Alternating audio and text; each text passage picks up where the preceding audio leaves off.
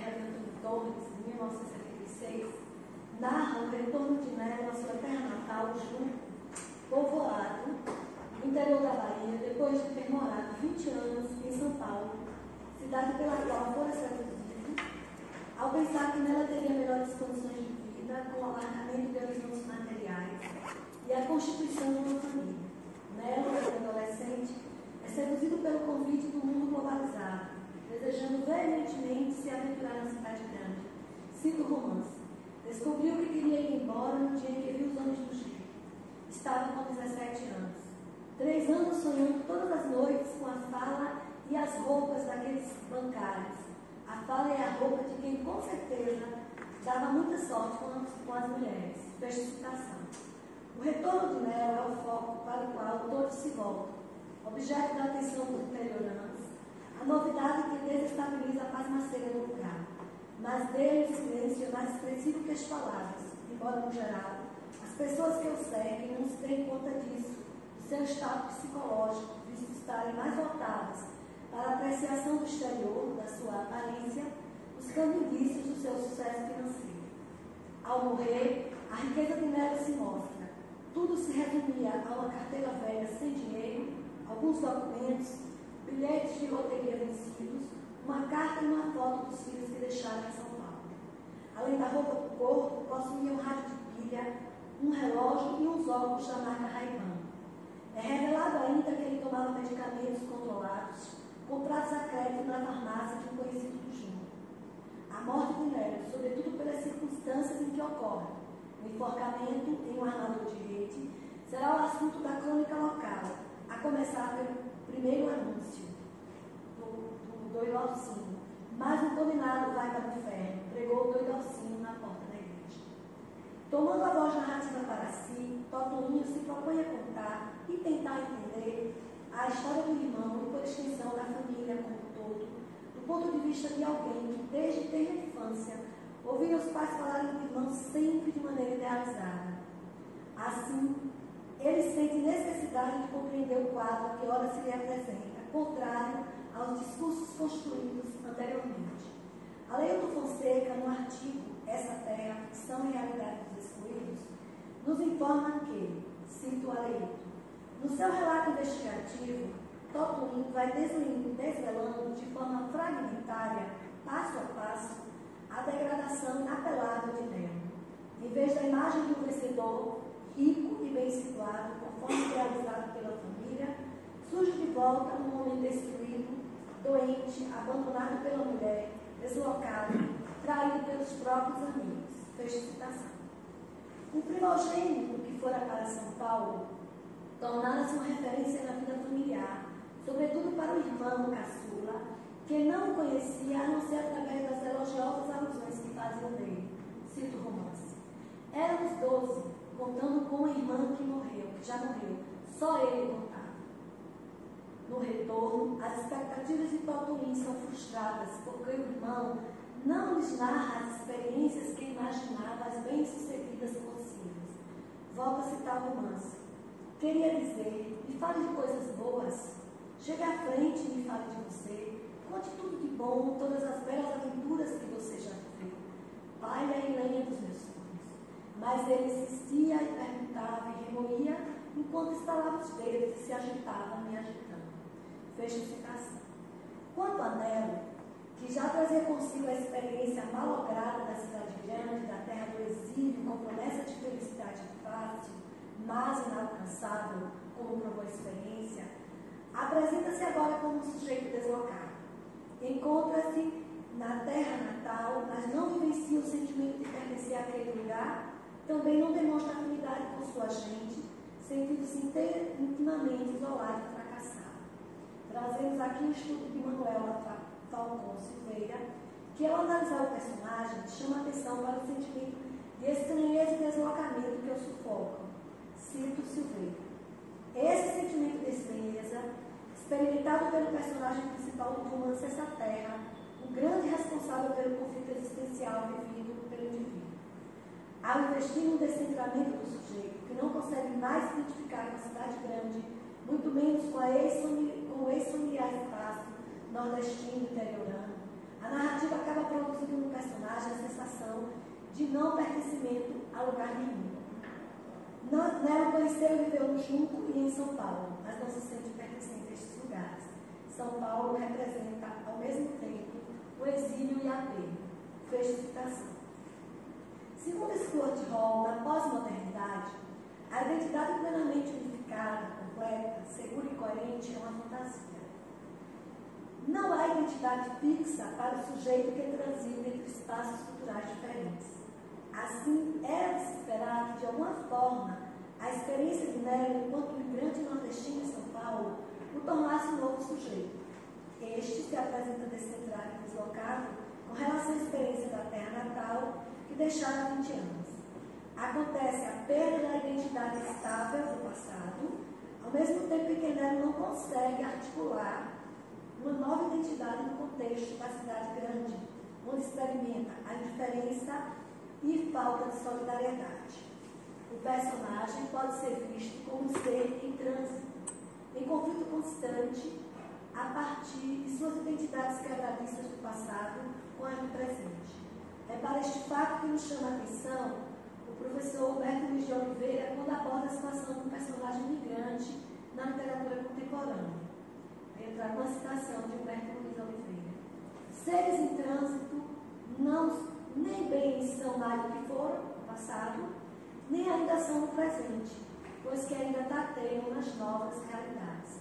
Para trás ficam os laços afetivos, as marcas de um passado representado pela cultura. Deixa-se uma vida ancorada no reconhecimento de si mesmo e confirmada pelos parentes, amigos, vizinhos, compatriotas.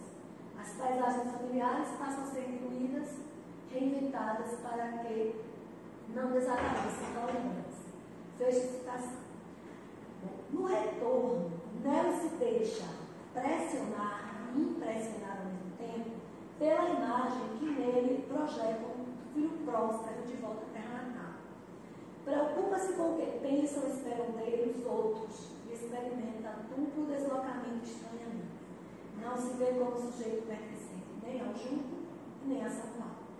Por isso ele vivencia extremo desconforto, por reconhecer-se fracassado e incapaz de corresponder à imagem que dele projetam, opta pelo suicídio como uma forma de escapar daquela situação.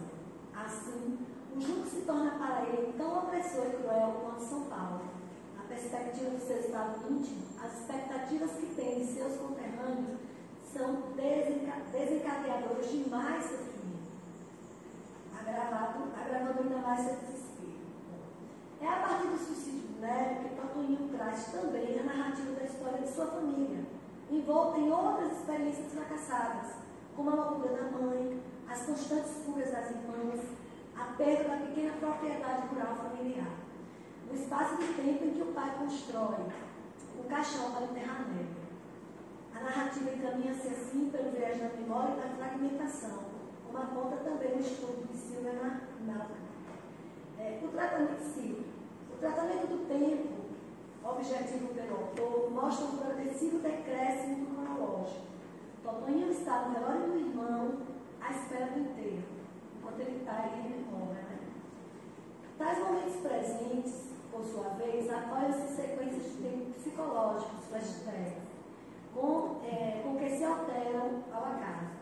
Em essa terra, sendo o tempo objetivo mais curto de todos, os retrospectos são compreensivelmente os mais longos. Fecha a citação.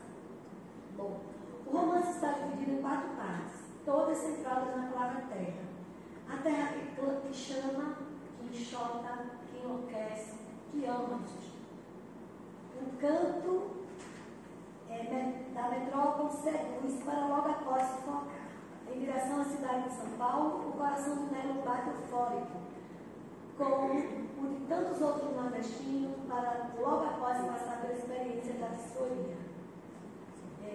Antônio Gabriel Evangelista de Souza, ao analisar comparativamente essa terra e o Cachorro Louco, também de Antônio Torres, chama a atenção para o fato de que, mesmo que no interior da obra o Junco seja o laço das personagens de Torres, São Paulo é o palco dos desencontros, onde se forjam as transformações. Fecho aspas. Bom, São Paulo é o palco da perda da identidade. Estou me caminhando para o final. Da identidade do Nelo, do seu apagamento, da vivência da dor, do preconceito, do estereótipo. O penúltimo capítulo da primeira parte do romance condensa o esfacelamento da identidade do personagem na metrópole, mostrando como isso chega ao seu ápice quando Totonho segue a palavra irmão. Agora, Nelo rememora, no estado de consciência flutuante, característica marcante do romance pós-moderno, né? A experiência de ter sido confundido com um ladrão, perseguido pela polícia, humilhado ao extremo por outro baiano, Zé Cristão, a quem ajudara quando chegou a São Paulo e com quem a mulher passara a conviver, privando-o até do contato com os filhos. Misturam-se lembranças do passado, está em São Paulo e no Junco ao mesmo tempo. Sentimentos diversos, pensamentos mais ou menos obscuros, ecos de vozes familiares, todos reveladores da situação agônica em que se encontrava o personagem. Eu cito um trechinho do romance. Eles estão mijando na minha cara e eu estou tomando um banho no riacho lá de casa. As águas do riacho lá de casa vão para o rio de Inrupe, que vai para o rio Tietê. Seguro no tronco de mulungu para não me afogar. Bato com as pernas na água, devagar, sem pressa, sem medo de me afogar. O tronco escorrega e escapole. Desço ao fundo, enfio a cara na lama, volto à tona, estou me afogando. Fecho citação. Nesta cena, fica evidente que, à medida que as instruções físicas se acentuam, reforçadas pelas palavras brilhantes, ele vai se reconhecendo como um sujeito cuja identidade se estilhaça. Acompanha o sofrimento físico, a agonia de alguém que se percebe fragmentado, estilhaçado física e psiquicamente. Aí eu trago a última frase. Cacos da minha cabeça voavam e se espalhavam pela calçada. Esse episódio configura-se como o início da situação agônica que culminará com o suicídio no retorno ao jogo.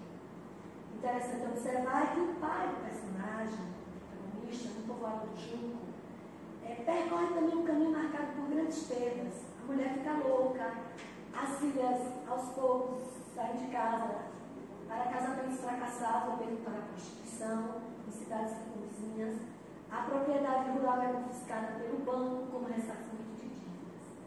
Bom, ainda que tenha consciência de que já tinha sido homem, agora não era mais nada, não tinha mais nada, o pai não sucumbe para ele. Isso muito provavelmente porque não passaram pela experiência impactante da cidade que o fragmentou enquanto sujeito, a ponto de se ver sem chão, desterritorializado, tanto na Danube quanto na terra natal, como era passivo. Bom, diante da constatação de tal falta de interesse, pensando no que esperavam dele, os parentes e conterrâneos, a morte se afigura paralelo como única saída. Na memória de Totonho, o irmão, agora a trágica imagem do maluco do irmão, que retorna à terra natal apenas para um tempo, pois já viera psicologicamente morto de São Paulo. É isso.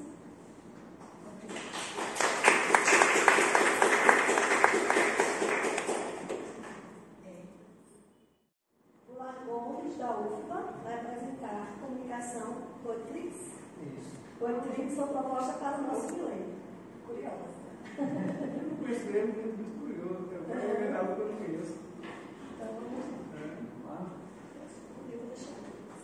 tá bom, obrigado. Pronto, está valendo? Boa tarde a todos, é um prazer estar aqui hoje com vocês pela primeira vez falando sobre o Poetrix aqui no Templo da Literatura Baiana, que é a Academia de Letras, o que me deixa muito orgulhoso. Tá?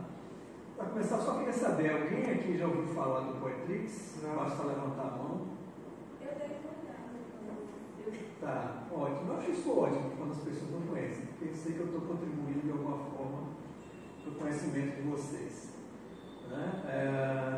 No século passado, fiz graduação em administração de empresas e pós-graduação em comunicação integrada e em literatura brasileira.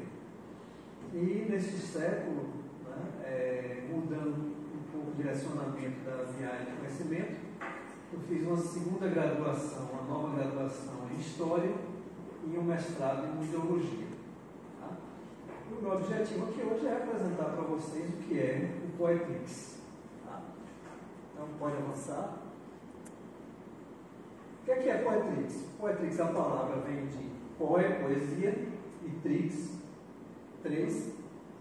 E a definição dele é que o Poetrix é um poema com o máximo de 30 sílabas métricas, distribuídas em apenas uma estrofe, com 3 versos, ou seja, ele é um terceiro e tem um título. Essa é a definição básica a que se chegou de Poetrix. Pode avançar.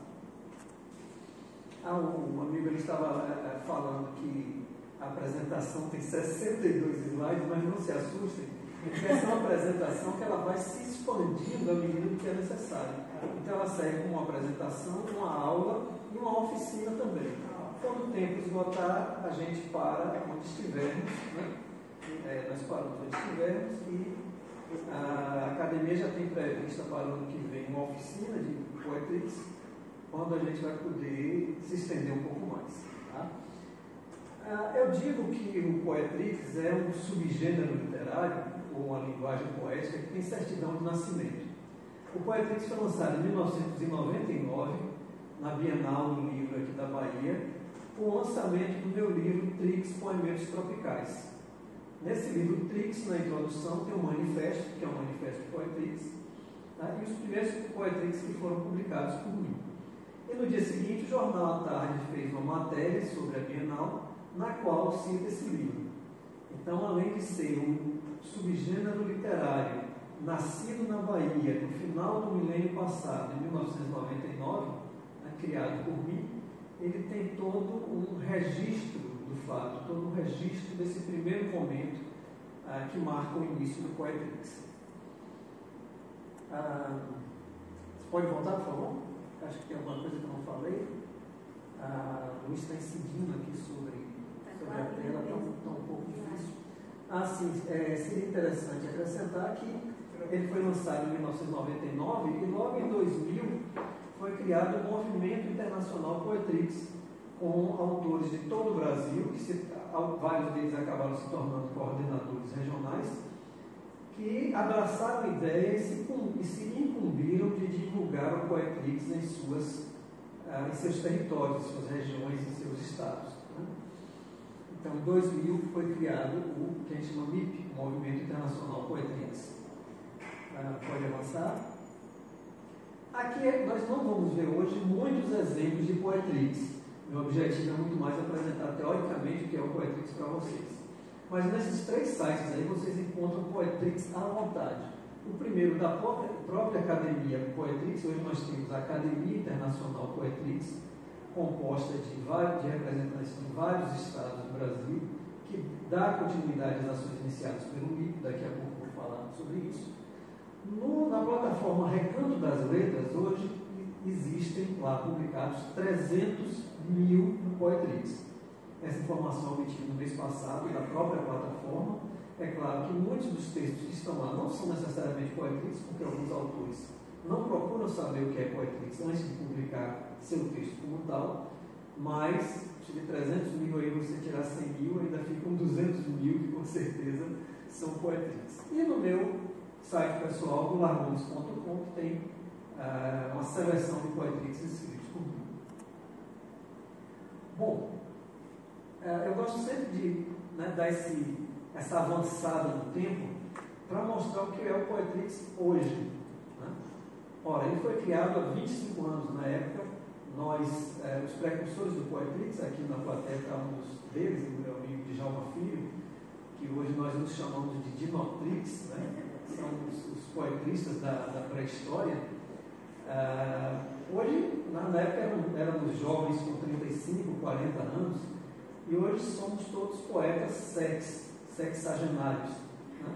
E muita coisa aconteceu nesses 25 anos, né, de Poetrix. Então eu vou tentar ler aqui. O Poetrix publicou 9 antologias. A última antologia foi essa aqui, que foi lançada na última Bienal de São Paulo, que comemora 25 anos do Poetrix, com mais de 40 autores de todo o Brasil. E essas 9 antologias publicaram cerca de 200 autores, né? Realizamos 9 concursos internacionais. O último deles foi, a premiação foi entregue lá em São Paulo, esse ano também, lá na Bienal. Criamos o Prêmio AIP de Literatura, que nós chamamos carinhosamente de Jabutrix, né? Uma referência, claro, ao Jabuti, que premia livros publicados sobre Poetrix, sejam livros individuais, sejam coletâneas, sejam artigos, ensaios sobre Poetrix. Também realizamos a premiação esse ano, o primeiro Jabutrix foi realizado no ano passado. Criamos o certificado de mérito Poetrix, que é concedido a pessoas que contribuem para a divulgação do Poetrix, que não são da academia, mas que têm essa disposição, né, essa disponibilidade para divulgar o Poetrix. Até hoje já foram publicados 97 livros de Poetrix. Nós acompanhamos todas as publicações que são feitas, sempre procuramos manter contato com os autores que publicam livros de Poetrix. E esses 97 livros publicados no Brasil e em Portugal totalizam 57 mil exemplares de Poetrix, né, já impressos e divulgados no Brasil. Isso nós não contamos as publicações feitas digitalmente, em e-book. Só consideramos livros impressos, com ficha catalográfica, tudo bonitinho. Tá? Criamos a revista IP, que vai ser lançada no segundo número até dezembro, que é uma revista dedicada a ensaios, artigos, a textos sobre o Poetrix. Tá? Essa revista é só para publicar ensaios. Hoje temos uma aplicação didática crescente no Brasil do Poetrix, ou seja, o Poetrix ele vem cada dia mais sendo utilizado em sala de aula como um primeiro contato das crianças com a literatura e também com a produção de literatura. E isso chamou a atenção de um dos das maiores autoridades em utilização de literatura em sala de aula no mundo, que é o professor Joaquim Dons, que é catalão, e que hoje está radicado no Canadá, mas ele é professor da Universidade de Genebra. E uma professora aqui do Brasil, a Paula Kogut, de Brasília, está fazendo pós-doutorado dela sobre essa utilização do Poetrix em sala de aula, e acreditamos que isso vai dar um impulso ainda maior a essa prática. Oficinas de Poetrix realizadas em vários países, como eu citei, 300 mil Poetrix publicados só em apenas uma plataforma na internet.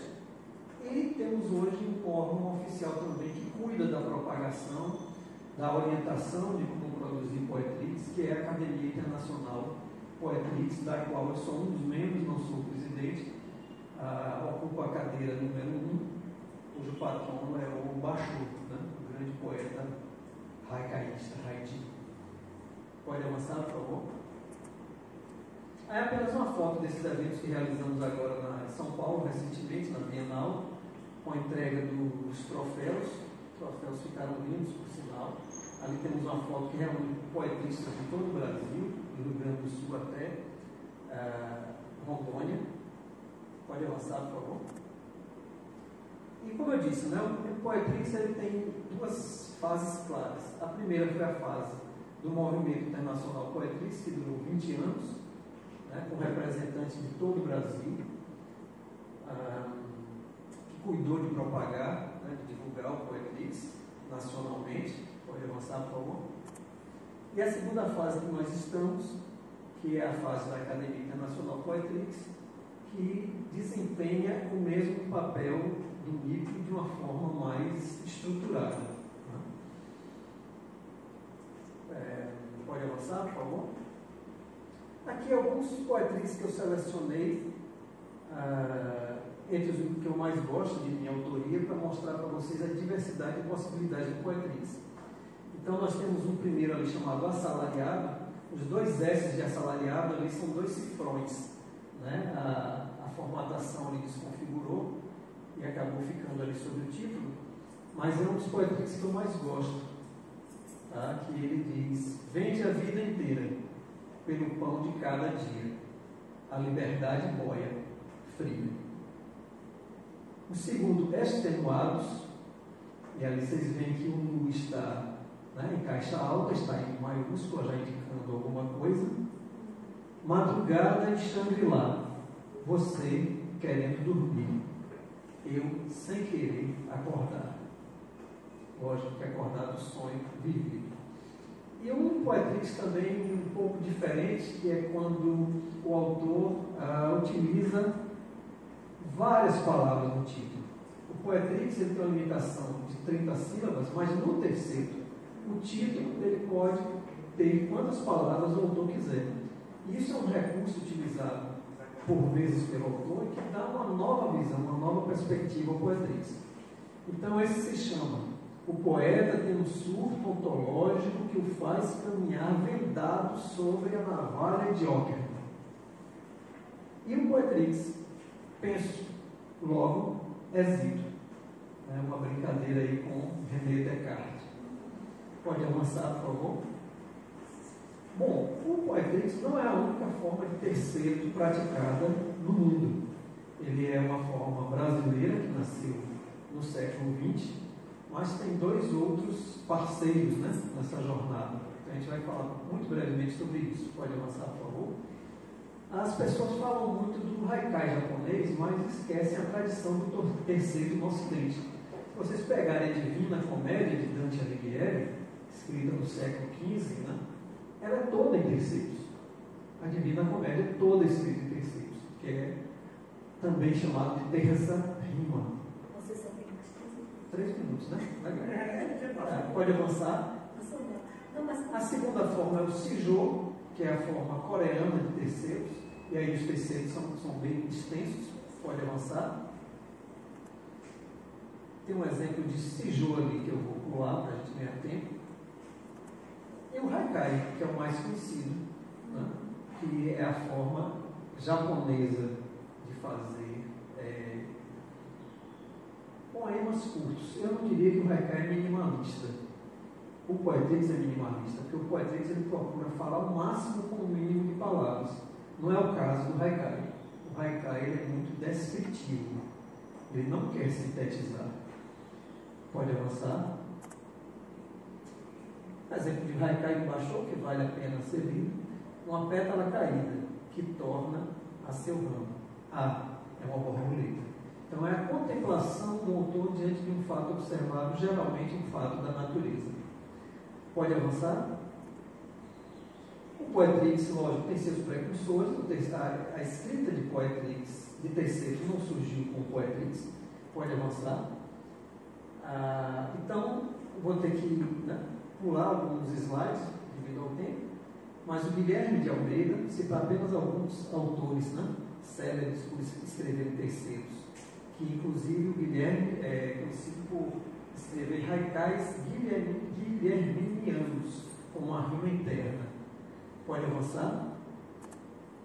O Milor Fernandes, que escreveu uma porção de terceiros que ele chamava de haikai, e seguindo o haikai ortodoxo tradicional, quase nenhum é. Pode avançar? Paulo Leminski, fantástico, um criador de terceiros maravilhoso. Pode seguir. Drummond escreveu o terceiro. Adélia Prado escreveu o terceiro. O grande Aldegar Vieira, aqui, baiano, ele era um haidin, ele era um haicaísta, ele escrevia haikais. Mas às vezes eles faziam uns haikais assim, que tangenciam o Poetrix, como esse aí. Nos cinzeiros jazem, antecipantes, as cinzas mortais dos fumantes. Viu, João? Pode avançar aí, por favor. E a Bahia tem uma tradição enorme de terceiros. Vários autores muito sérios do passado, daqui da Bahia, produziram terceiros. Pode avançar que eu quero ir logo para os autores. Então, temos ali Valdomiro Siqueira, Aldegar Vieira, Osório Dutra, Abel Pereira, Gil Nunes Maia, e eu me considero um seguidor dessa tradição, só que com o Poetrix. Pode avançar? Já deu tempo. Nós só vou citar, brevemente, não vou entrar em detalhes, porque o Poetrix e as formas múltiplas do Poetrix tem toda uma fundamentação teórica, né? Não é uma coisa que eu inventei e todo mundo saiu praticando por achar legal. Pode avançar. Eu vou só falar muito rapidamente. O livro base de fundamentação teórica do Poetrix são as 6 propostas para o novo milênio. de Ítalo Calvino, onde ele fala, aventa o que poderia vir a ser a literatura no nosso milênio. Pode avançar. E essas são as 6 propostas que Calvino desenvolve no livro dele, que eu recomendo a todos que leiam: leveza, rapidez, exatidão, visibilidade, multiplicidade, e o último ele não chegou a escrever, que é o consistência. Então a gente vai avançar agora vários slides só para eu finalizar. Pode avançar aí, não vai dar para falar sobre cada um desses itens. Pode avançar: rapidez, exatidão, visibilidade, pode seguir multiplicidade, consistência. Não, antes. Aí, volte. Então, além das 6 propostas do Calvino, os poetristas agregaram, teoricamente, à elaboração do Poetrix, alguns elementos que para nós são essenciais no Poetrix. A concisão, claro, a gente quer transmitir o máximo de mensagem com o mínimo de palavras. O salto, o susto, que são elementos de surpresa, que surpreendem o leitor ao ler o Poetrix. A semântica, lógico, e a sonoridade. O Poetrix não pode ser áspero, não deve ser áspero, ele tem que manter a sua poeticidade. Muito obrigado a todos, convido vocês a visitarem as páginas que eu citei, e no ano que vem acredito que teremos aqui uma oficina de Poetrix, já estão todos convidados. Um abraço.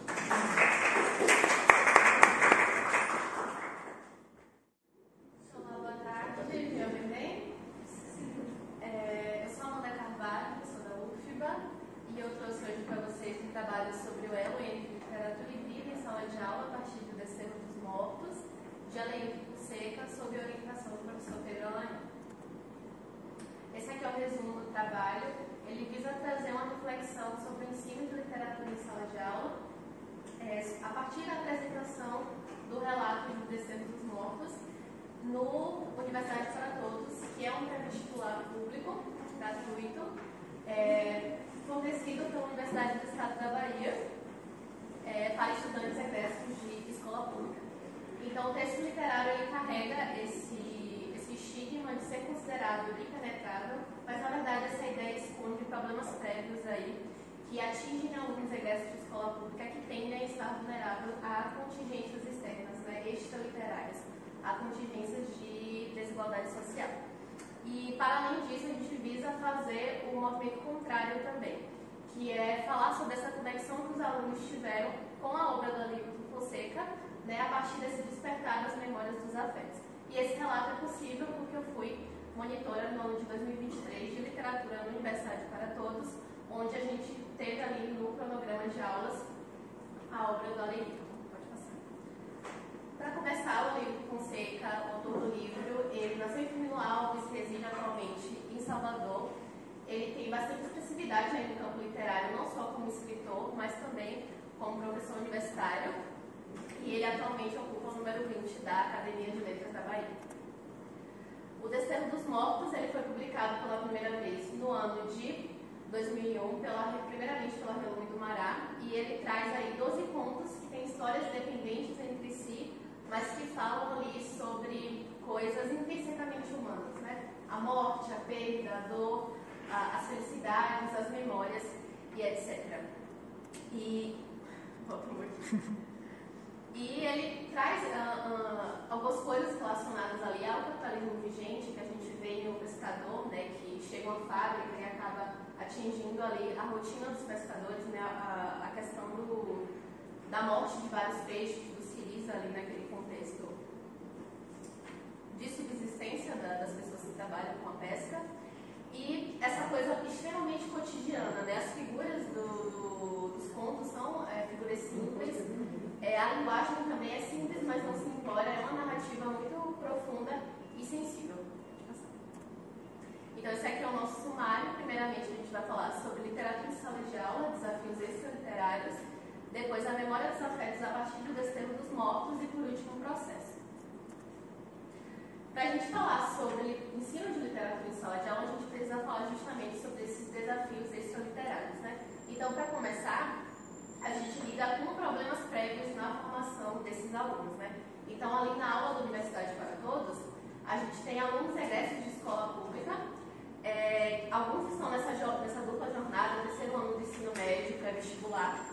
E para que você se saia bem, digamos assim, no ensino médio, é necessário que você tenha tido um contato prévio com histórias infanto-juvenis no ensino fundamental, com a questão das figuras de linguagem, da sonoridade, das suas escolhas, né, dos textos que você prefere fazer a sua leitura, de uma forma processual adequada a cada nível, né? Então, quando chega a Universidade para Todos, a gente tem uma revisão mais acelerada, é uma aula por movimento literário, e ao final do ano a gente entra nas obras e 1h e 30 minutos para falar sobre tudo isso.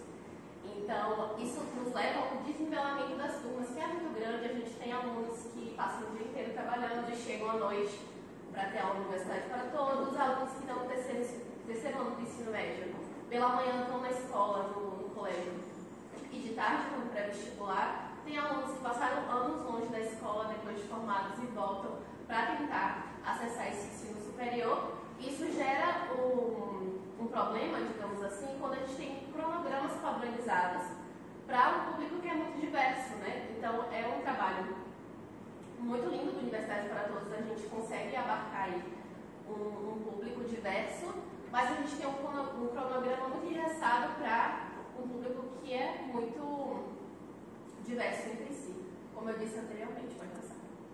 Então, gera uma questão para a gente que está ali como monitor de literatura, que é como despertar nesse corpo a literatura, né?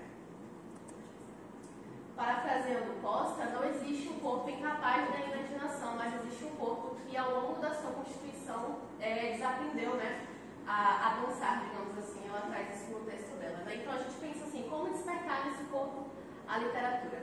Então, eu trago aqui esse despertar desse corpo a partir da memória dos afetos de Desterro dos Mortos, né? Então, a narrativa de Desterro dos Mortos, ao longo daqueles 12 contos, a gente lida ali com esses sentimentos, com essas situações intrinsecamente humanas. Então, a gente tem alunos que são diferentes uns dos outros, mas a gente, quanto à existência, compartilhamos as dores, a culpa, a perda, a morte, as felicidades de uma vida inteira. Então, a partir desse despertar, a gente conseguiu conectar esses alunos ali com a obra do Aleilton. E a gente poderia chegar no quadro, colocar narrador em primeira pessoa, narrador personagem, fala disso, daquilo, e passar adiante naquela aula curtíssima de 1h e 30 minutos. Mas a gente preferiu fazer um movimento inverso, eu preferi como monitora fazer um movimento inverso, que é justamente o que o texto vai reverberar naquele aluno, como aquele texto vai conversar com ele, né? Como ele vai se identificar ali com aquele texto. E a obra do Aleilton é uma obra, um terreno muito fértil para isso, justamente por falar de coisas que a gente sente comumente na vida. Então, ali a gente embarcou na fotografia do Juca e do João Paulo, em O Pescador, que é um dos contos, e como eu falei, eu poderia ser simplório e falar que é um narrador personagem, mas ele é um narrador que escorrega por entre os dedos quando a gente tenta definir ele, porque no final ele se revela basicamente como um escritor, né? Ele vai toda hora falando que ele tem a consciência de que ele é um narrador que existe, que está escrevendo, mas no final ele fala, na verdade, essa história que eu contei aqui, ela não existe, eu vi numa fotografia, então ele é um narrador personagem num papel muito de autor, de escritor ali, né? Então, se a gente não discute essas coisas, esses detalhes acabam se passando, né? Em O Voo dos Anjos, a gente tem aquela coisa do primeiro amor, daquele roçar de dedos. Então, o romance, tematicamente, é o preferido dos alunos. Então, a gente teve aquele momento de riso, eles adoraram, né? Porque eles estão vestidos de anjos para uma apresentação da igreja e etc. E os adultos começam a desconfiar, e eles estão ali experienciando aquele primeiro amor, então eles curtiram bastante esse. Para Sempre, O Sorriso da Estrela deixa aquele silêncio em sala de aula, né? Toca em assuntos mais sensíveis. E a gente passou, né? A gente conversou sobre as obras e depois eu falei sobre a questão técnica do texto, como se conta o conto, quais as características de um conto, as pessoas, as vozes que estão ali, e etc. Então, eu trago aqui a aproximação do processo com um ponto específico, que é o ponto do avô e o rio. Então, no processo dos vestibulares, como eu falei, nessa coisa tensa de você esperar que ao final do ano você vai passar num curso ou aquela apreensão de, meu Deus, e se eu não passar? A gente esquece um pouco a trajetória. Então, despertar essa memória de afetos é justamente valorizar a trajetória desses alunos, porque a vida deles não começa nem se encerra naquele ano de preparação para o vestibular. Eles carregam consigo toda uma leitura de mundo, né? E eu sempre disse a eles que todo mundo sabe de alguma coisa, então a gente ajusta o que estiver faltando, mas todo mundo carrega um certo contato com a literatura, porque a literatura tem a sua relação com a vida, querendo ou não. Então, pode passar, por favor. Nessa aproximação do avô e do rio, a gente tem na narrativa, nas primeiras páginas, essa frase: pegue aqui e vê se aguenta. E no final ela volta, né? Então o que é mais saliente ali no avô e no rio é justamente a briga, entre aspas, do avô com o rio, né? Ele tenta enlarguecer essas margens para ter um pouco mais de espaço para o seu plantio e etc. E o rio vem ali tentando alargar o seu leito, roubando de volta, né? Tomando de volta a margem que antes era dele. Então, isso é o mais saliente, mas tem o Neto também, que é o narrador dessa história, que fala sobre essa lida do avô com o rio.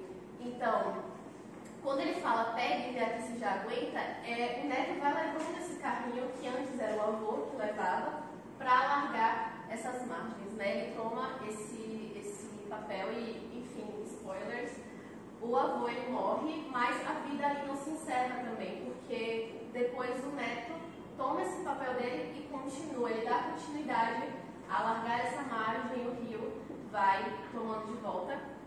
Então não é sobre a briga do rio e do avô, é justamente sobre essa continuidade, sobre esse processo que existe na vida.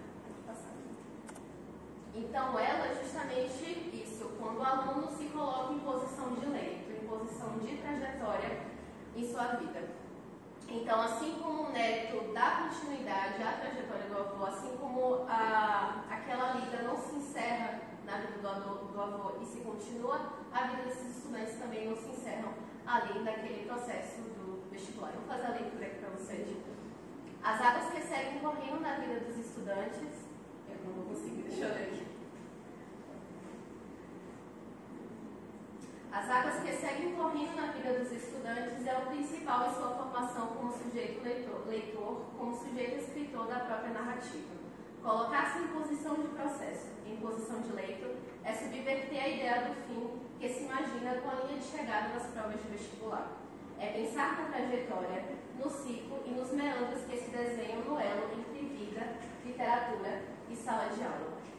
Então, esse trabalho que eu tive ali no Universidade para Todos me lembra o quanto a gente precisa repensar nossas práticas pedagógicas, principalmente com esse público, pensar em como as coisas que a gente discute aqui chegam na educação básica, né? Porque existem formas de se falar sobre literatura, né? E eu escolhi justamente essa forma de colocar eles em contato com o texto, de colocar o texto para falar neles também e colocar eles nesse lugar de protagonismo, nesse lugar de leitura crítica, por mais que as chaves de leitura tendem a estar sendo mobilizadas para questões do vestibular, isso não impede da gente fazer um diálogo numa obra tão propícia como a do Aleilton Fonseca.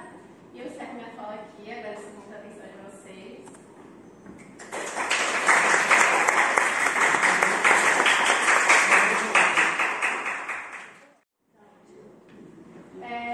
Como já foi dito, né? Meu nome é Isabela, eu sou aluna do programa de pós-graduação em Crítica Cultural da Universidade do Estado da Bahia, campus 2 de Alagoinhas.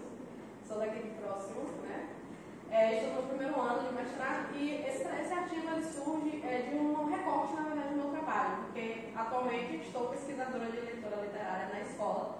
Então, a fala, por exemplo, da colega anterior, da apresentação anterior, me contempla muito, porque eu estou tentando trazer a minha experiência de sala de aula para a pesquisa, né? Eu estou tentando ornar esses dois espaços, digamos assim, que é a literatura e a sala de aula, né? Pode passar. E esse trabalho, com o Baiana Assiste especificamente, ele nasce da minha experiência. Atualmente eu sou professora de escola privada, né? Já tenho quase 10 anos nessa vida, comecei a dar aula com 16 anos praticamente. Então, eu venho com essa experiência de trazer os meninos para mais perto da literatura, que é o grande desafio que tem acontecido para quem está, né, aqui em sala de aula. E esse artigo que eu escrevo, ele nasce de uma disciplina que eu cursei dentro do programa de pós-graduação, que foi intitulada Cultura Afro-Brasileira e Africana, né? Porque é um assunto também que me atravessa, que é o letramento racial em sala de aula, né? Que é outro desafio, apesar de nós vivermos no estado mais negro do país. A gente não ter uma forma de acessar os meninos e propiciar o letramento nessa perspectiva, né? Então, surgiu uma ideia quando eu fui trabalhar a primeira vez com o Portões da Areia, João Amado, acredito que todo mundo que conheça, e eu fui aplicar a perspectiva de letramento literário que o Dubalson propõe, que eu vou falar um pouquinho mais lá na frente.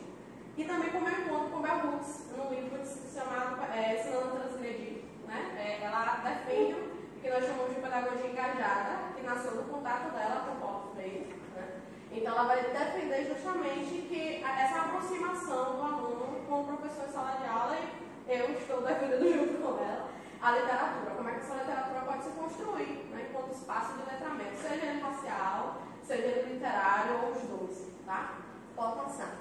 E aí eu trago quem é o Baiana System, né? O Baiana System é uma das maiores bandas hoje de axé, music aqui no país, entre aspas, né? Porque eles propõem uma nova perspectiva, né?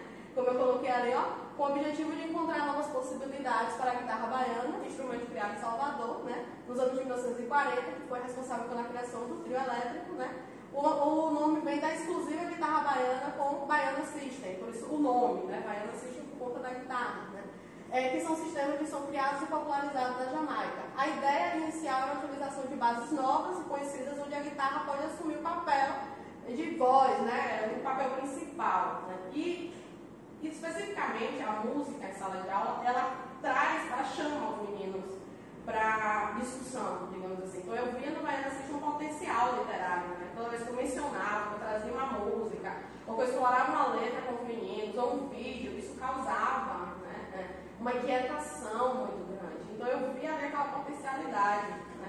Como é que eu vou alcançar os meninos através da música para propiciar esse letramento? Era como se fosse um caminho de busca. Mas eu não tinha nome para o que eu fazia, digamos, em sala de aula.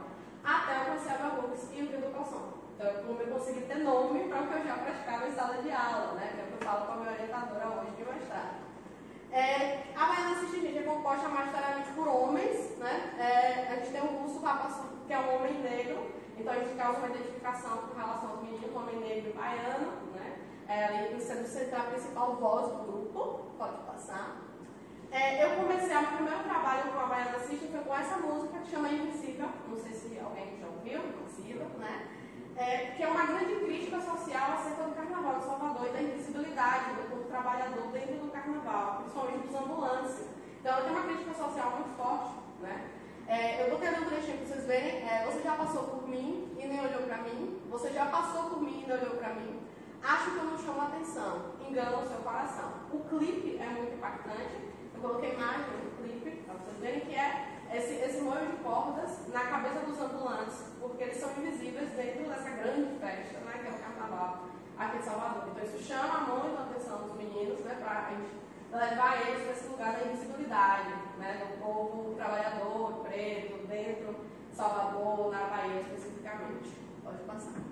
A Baiana System também chama muita atenção por conta da identidade visual, né, que eles têm.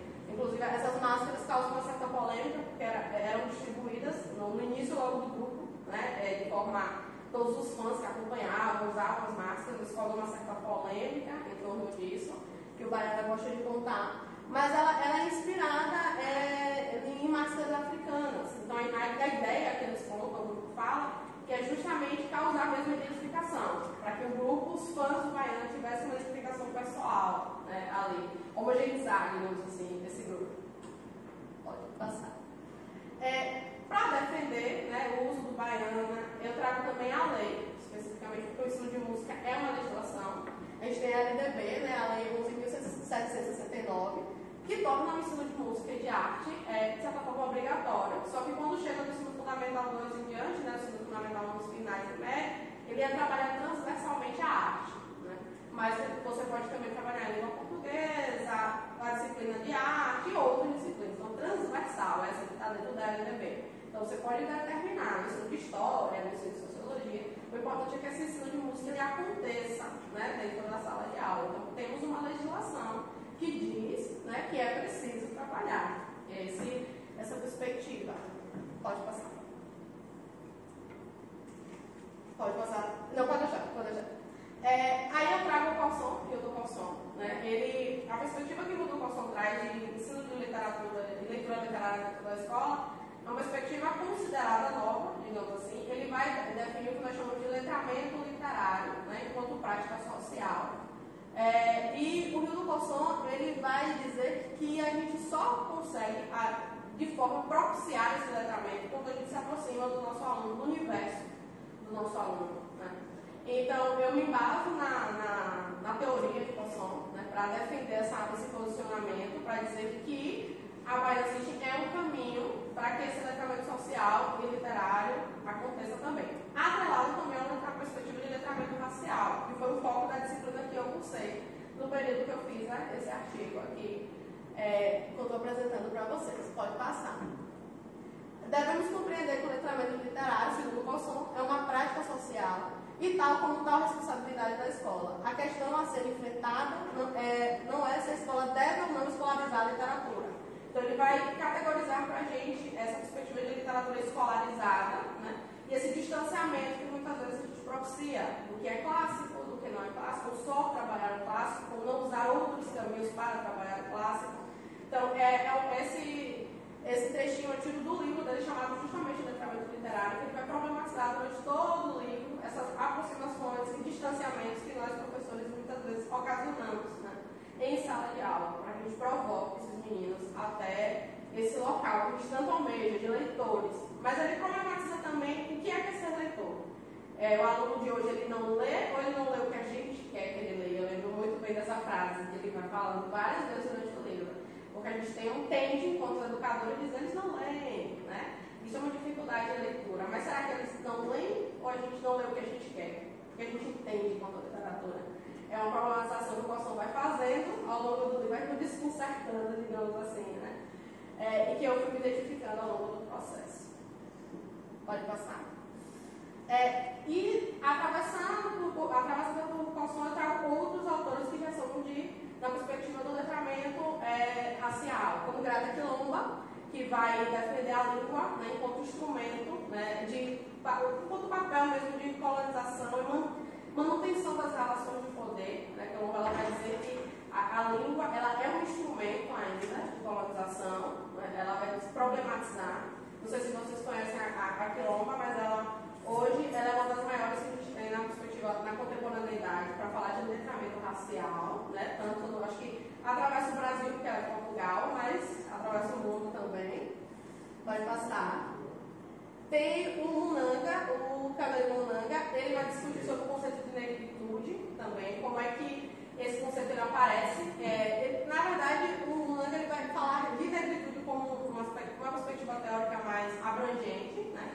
Mas eu recorto para a literatura, porque ele vai dizer que a gente reproduz, né, digamos assim, esse sentimento de negritude, ele vai dizer que nasce muito mais da frustração de não se reconhecer dentro dos espaços. Então eu trago isso para a literatura também. Muitas vezes a gente não faz com que os meninos se reconheçam dentro da própria literatura. Então eu problematizo isso também dentro do artigo. Pode passar. Tem a Bárbara Pinheiro, que nas redes sociais é conhecida como intelectual diferentona. Ela escreveu um livro Como Ser um Educador Antirracista, que eu menciono também. E aí eu trago muito a perspectiva que a Bárbara ela bate muito no livro, digamos assim, né? Que um educador branco ele precisa entender sobre o letramento racial, entender como fazer o letramento racial. Por exemplo, socialmente eu sou considerada branca, mas sou filha de um pai preto, né? Mas eu não vou ser atravessada diretamente pelo racismo, mas eu preciso entender como, né, eu tenho que trabalhar essa identificação em sala de aula. Então a Bárbara é um livro pequenininho que eu recomendo a todos fazer a leitura, né, mas que ela tem uma linguagem muito fluida em relação a isso, que no nosso perfil, a gente está se distanciando, se aproximando desse letramento racial, né, as nossas práticas em sala de aula se aproximam, se distanciam, então a Bárbara vai desnivelando também para a gente. Pode passar. Eu trago outras bases teóricas, porque esse artigo tem muita coisa, mas eu fui mencionando Franz Fanon, Carlos Moore, Adilda Ribeiro, né?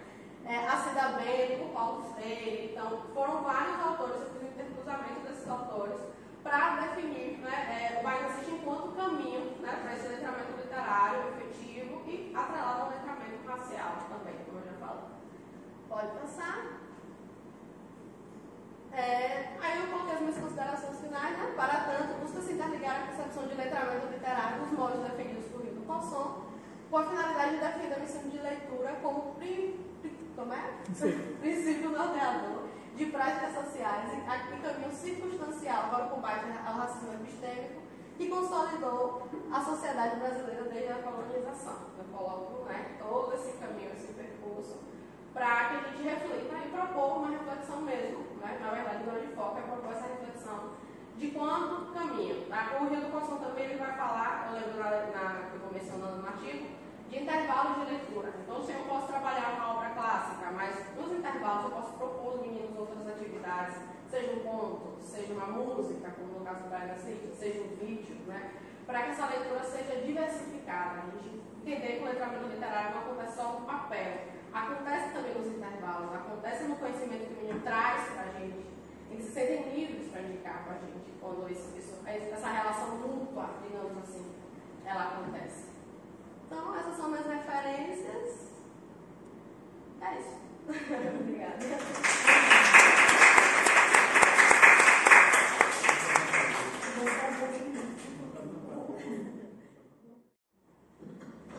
eu ajustar aqui o microfone.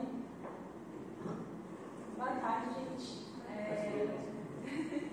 Eu vou estar lendo a minha apresentação, mas é um texto bem narrativo e tudo mais, então eu vou tentar trazer um pouco de fluidez para a leitura, apesar, enfim, né, de não estar com slide e tudo mais. Então, o título da minha apresentação é O Cacau na Coroa da Lua, o surrealismo na Yararana e suas íngremes costas. Eu vou começar a ler agora.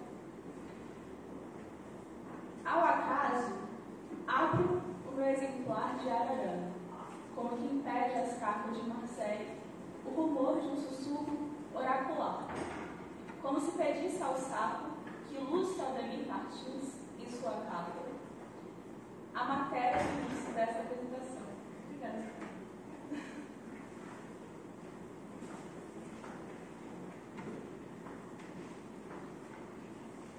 Então, eu estava muito nervosa escrevendo essa apresentação. Eu já me apresentei aqui outras vezes, mas é sempre uma experiência, assim, estar aqui. E eu realmente peguei o meu Yararana, que inclusive está ali, mas eu esqueci de trazer para mesa, e ele é um livro grande, assim, e aí eu abri ele ao acaso, procurando a frase que me fazia começar a escrever. Porque eu sou poeta também, e eu sinto que sempre vem, a poesia sempre começa de algo que escapa. E na minha apresentação acadêmica também, eu sempre busco essa coisa que escapa para começar ela. E aí, como se respondessem a minha súplica, aparecem a mim os versos de Romãozinho, o capeta, quando tenta arrancar uma confissão de Calunga lá detrás da serra. Eu não sou padre, mas sou confessor. Respondendo a justificativa de Calunga para não revelar a localização da caipora, não respondo mais, você não é padre. Romãozinho afirma que, para que alguém seja digno de uma confissão, basta ser ele mesmo um confessor. Me parece ser, deste mesmo ritmo, a crítica literária que me é cara e que busco desenvolver com esta apresentação. A apresentação de um livro tão esquecido, de um poema tão único, tão precioso de história do mundo e que nasce da mesma terra de quem vos fala. E esta, vocês perceberão, será apenas a minha primeira confissão. Falemos primeiro da edição de Yararana. José Paulo Paes foi o editor do longo poema, que teve seus manuscritos preservados por seu irmão, Otávio Marinho da Costa, e foi encontrado, em sua maior parte, ainda não datilografado, com interpolações fabricadas tanto nas margens de suas páginas, quanto nos versos do poema. Foram encontradas 3 versões de Ararã. Uma em prosa linear, que seria a sua primeira versão. Uma em verso, que já alternava os focos narrativos do poema. E outra que ordenava e passava a limpo a sua segunda versão, já em verso. Na segunda versão manuscrita do poema, inclusive, Paz encontra 2 subtítulos complementares ao título de Ararã. O primeiro, História de Alma com Bichos Falantes, que eu amo, e História de Bicho do Tempo da Onça, do tempo em que o Judas perdeu o capote. Apesar de não ser preciso o período em que Sosígenes Costa se dedicou à escrita e às reescritas do poema, sabemos que, em Carta a Edson Carneiro, datada de 5 de dezembro de 1933, ele anuncia ao amigo o poema como, abre aspas, um negócio grande preparado este ano, fecha aspas, e escreve, abre aspas, posso publicar, caso vocês acharem que presta e está bom. Não é um negócio de coisas reunidas, é Ararã. O tom desta carta, fecha aspas, o tom desta carta demonstra o apreço que Sosígenes tinha em relação a este poema. Visto que, como escreve Jorge Amado no prefácio de Ararã, Sosígenes recusava a publicação, chegando a negar o pedido de uma editora, a leitura do Rio de Janeiro, em 1959, cedendo a publicação somente devido à pressão que fizeram nele os seus amigos. Não à toa, penso, ele teria escrito como subtítulo História de Alma com Bichos Falantes, dedicando-o inteiramente a Belmonte, a sua cidade natal, mas, sobretudo, a sua cidade mítica. Sosígenes viveu a maior parte da sua vida em Ilhéus e jamais teria retornado a Belmonte após sua mudança, que ocorreu aos seus 19 anos. Mas, devido à obscuridade que se encontra o poema em nossos dias, faz-se necessário narrá-lo para que possamos prosseguir a crítica. O longo poema se divide em 14 partes e se inicia com 2 estrofes narrativas, a primeira com 7 versos e a segunda com 2 versos. O poema que, em aparência, alterna a narração impessoal da busca de Romãozinho e os diálogos com aqueles que ele encontra pelo caminho, como Martim Pescador, o Jundiá e a Caipora, revela sutilmente, ao longo das páginas, que esta é uma história contada por um avô ao seu neto, que será revelado na 15ª parte do poema. Intitulada de Romãozinho, é assim que se inicia a primeira parte de Ararã. E aí, a partir daqui, a minha prestação vai estar sempre... Eu vou estar sempre lendo partes do poema para vocês. Então não tem que ficar falando abre aspas, fecha aspas toda hora, senão eu com o meu tempo da prestação. Então, a primeira parte, né, como começa. Um dia, Dom Grilo passou por aqui, correndo de um bicho que estava lá atrás. O homem de saia ficou com medo e entrou no mundo. Aquela bruxa também azulou. O lobisomem tomou um sumiço e a mula de padre foi se esconder. Quando Dom Grilo passou por ali, deu de cara com Jundiá. E então, Dom Grilo, chamando Jundiá de compadre de burro, diz ter a ele uma coisa para lhe contar, pedindo que ele fizesse da cauda uma rodilhinha para sentar em cima e ele contar que quando ele estava na ilha brincando de jote, correndo picula defronte do mar, ele viu uma anta medonha com cara de homem que entrou pela barra nadando no mar, passou pela ilha das vacas nadando, passou pela ilha de costas para o mar, e entrou no rio largo e saltou no barranco em frente da coroa grande. Um bicho medonho com cara de gente passou lá na ilha. Compadre de burro, um bicho medonho chegou lá no mar. Depois, Jundiá, já cansado da conversa, resolve mergulhar, mas Dom Grilo evoca. Aruá de Engaçabão estava dentro da Japara. Acauã Zaz em Aruá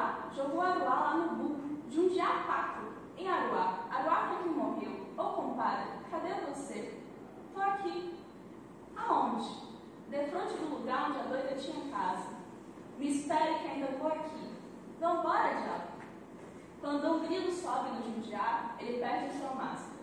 Sabemos então que Dom Grilo não é Dom Grilo, mas Romãozinho, o capeta, que começa sua saga da procura por sua avó, a Caipora. E Romãozinho vai cantando: botei um circo no inferno para as almas que estão penando se divertirem um pouquinho e se esquecerem do fogo. Me visto então de João Bobo, arremei no muriqui, dou pontapé nos defuntos, o inferno faz quá, quá, quá, e só se vê ki, quá, quá, quá, ki. As almas que estão sofrendo precisam se divertir. Dou pontapé no esqueleto, me viro um menino cobra, faço careta pra morte, faço a raspa no cabelo. Quando Romãozinho encontra sua avó e a ela repete a história do bicho medonho que chegou lá do mar, a Caipora corre para certificar-se que a história é verdadeira.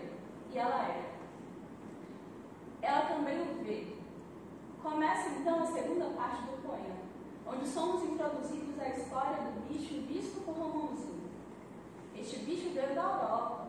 Essa anta com cabeça de gente não era nanta, meu neto. Aquilo era cavalo com cabeça de gente, era cavalo da Europa com feição de mondrongo. Veio da Europa o danado descobrir este rio. Ele nasceu na Europa, num lugar muito bonito, mas porque era ousado demais, quis roubar a mulher mais bonita de lá. Então um bicho com cabelo de cobra avançou em cima dele.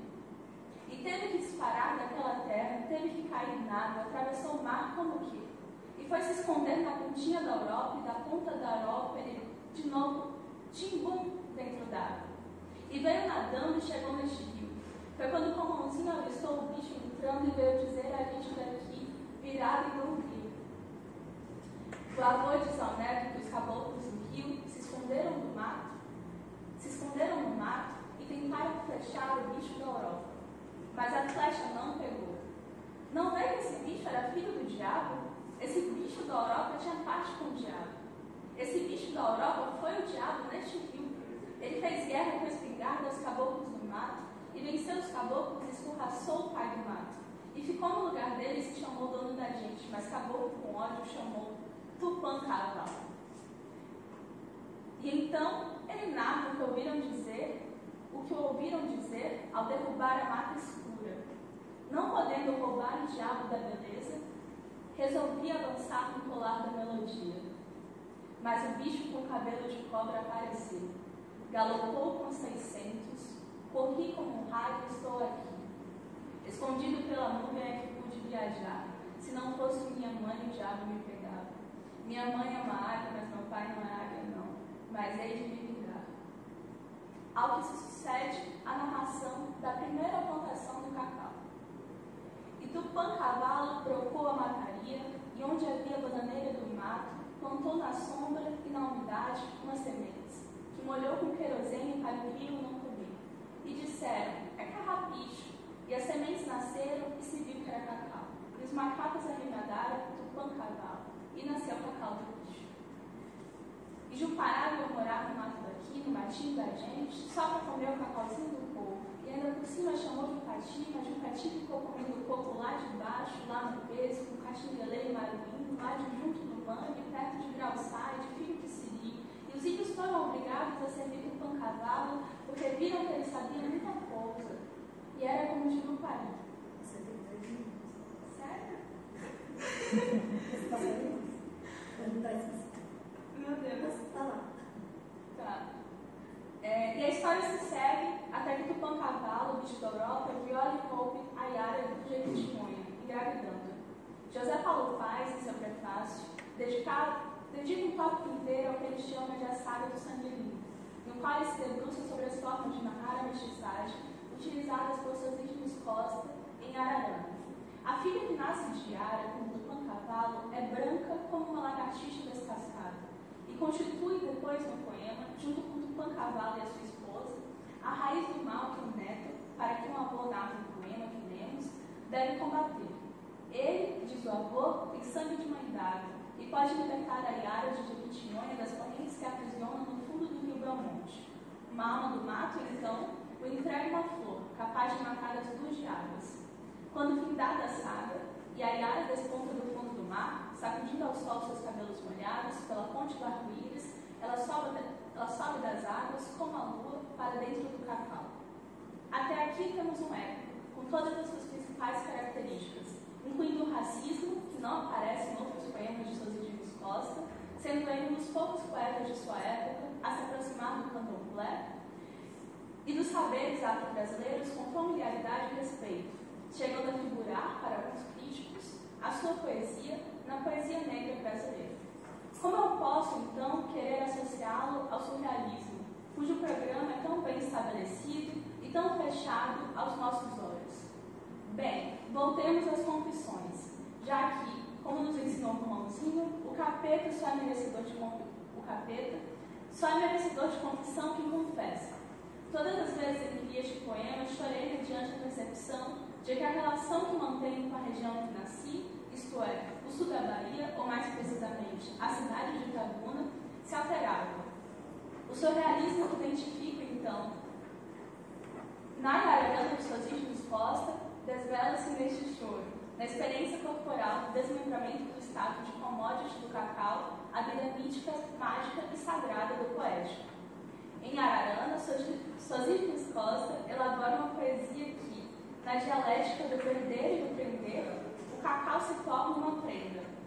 Uma dádiva surge, desprendida, mas deixando à mostra os resquícios, as marcas e as curvas que o capital tenta fixar na figura do cacau e do seu produto, o chocolate.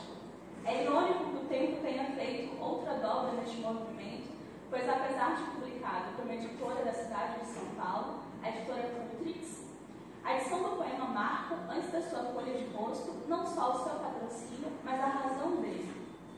O poema era publicado, mas porque a Nestlé inaugurava o seu complexo industrial de chocolates em Itabuna.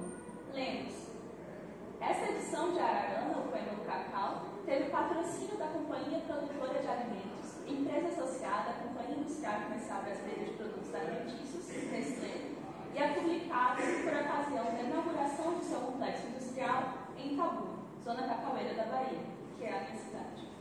O cacau é trabalhado em Ararana sobre todas essas marcas. Dentro do racismo e da busca da pureza do étnico, há o cacau, que é levado à coroa da lua, rompendo as margens estáticas que a violência do capital busca impor. Ele surpreende os deuses, provoca sonhos e ameaça os colonizadores que o trouxeram para cá. O poema se inicia com aqui e com ali, que se situam fora do mundo.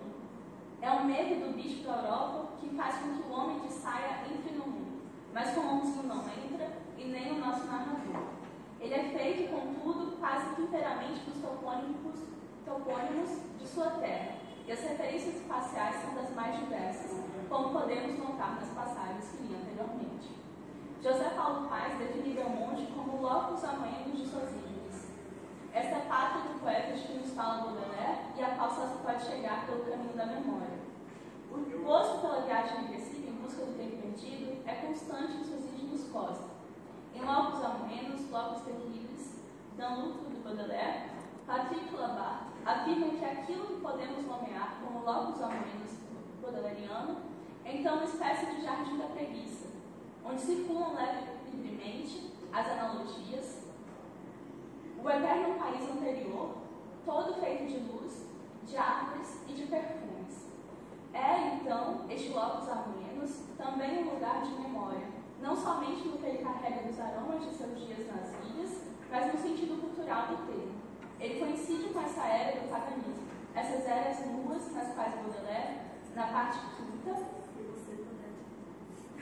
Desculpa, eu estou numa posição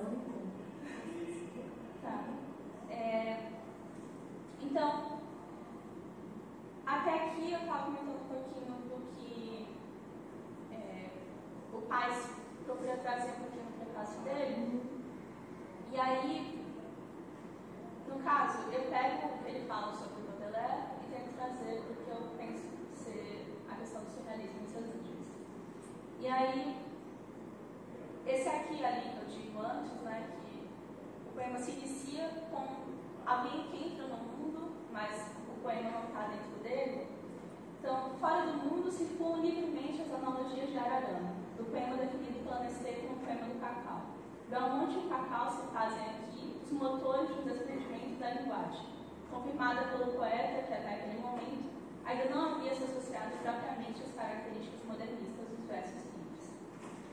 E aí eu começo a falar do surrealismo, que apesar de na academia hoje termos essa imagem bem estática dele, ele é todo feito de suas mudanças e Breton sempre acaba imitando ele, mas o surrealismo também não é só Breton. Então, eu concluo a minha fala com... Posso? Aqui. Tanto no surrealismo francês quanto no romeno e no alemão, essa posição revolucionária foi se elaborando concomitantemente, a partir da década de 30, como resposta à violência das experiências de exílio e genocídio vividas na guerra e no pós-guerra. No pós-guerra, contudo, a destruição passa a ser evocada pelos surrealistas como uma condição da renovação. E aí, Breton também se dedicando à dialética, já a partir dos anos 20, através dos estudos marxistas e hegelianos, escreve no segundo manifesto surrealista que o ideal de autonomia verbal de Arthur Rimbaud deve ser levado ao pé da letra, sugerindo que o poema surrealista deve buscar fundir dois elementos díspares para produzir um terceiro, completamente novo, associando esse ideal de alquimia verbal à famosa carta que escreve Rimbaud em 13 de maio de 1871, popularmente conhecida como a Carta do Vidente, e que lhe afirma a ligação do poeta com a da vivência. Em Ararana, a colonização, o racismo, a busca da pureza, o capitalismo e o status de commodity do cacau não são apagados, antes são utilizados por suas viscosas para que, através da linguagem, possamos enxergar junto a ele um outro futuro possível, através do outro passado, o passado que funda o poema. O seu aqui e ali não estão no mundo, pois precisam sair dele para chegar em outro lugar, como o cacau que está na coroa da lua. Se tensiona os limites da crítica ararana, o faz, pois seus índios postos têm seu nome de antemão, contraditório, dialético e visionário, que possamos, com as flores envenenadas que matam os diabos, nos juntar ao descendente da mãe d'água, para salvar este mundo que, confesso, no exato minuto em que leio este texto para vocês, chora. Obrigada.